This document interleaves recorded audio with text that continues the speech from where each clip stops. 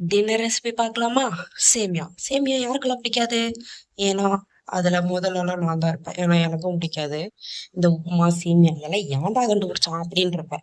But இப்போ இது ஒரு டைம் ட்ரை பண்ணேன். எனக்கு ரொம்ப பிடிச்சிருக்கு. அதனால அடிக்கடிக்கு ட்ரை பண்ணேன். ஸோ அதனால ரெசிபி ஷேர் பண்றேன். நீங்களும் ட்ரை பண்ணி பாருங்க. உங்களுக்கு ரொம்ப பிடிக்கும். நானு ஆனியன் போட்டு வதக்கிட்டு, ஜிஞ்சர் கார்லிக் பேஸ்ட் போட்டு வதக்கிட்டு அது கூட எக் சேர்த்துக்கிட்டேன். ஏன்னா முட்டை போட்டுறீங்க அப்படின்னா, அது வந்து ஸ்டொமக் ஃபில்லிங்கா இருக்கும். சேமியா வந்து ஏன் சாப்பிடாம அவாய்ட் பண்றாங்க அப்படின்னா, அது வந்து ஸ்டொமக் ஃபில்லிங்கா இருக்காது. வயிறு ஃபுல்லா நிறையாது. நடுராத்திரில பசி எடுக்கும். அதனால தான் அவாய்ட் பண்ணுவாங்க. அதாவது இது நான் பர்சனலா எனக்கு தெரிஞ்ச ஒரு காரணம். ஏன்னா எனக்கு ஸ்டொமக் ஃபில்லிங்காவே இருக்காது.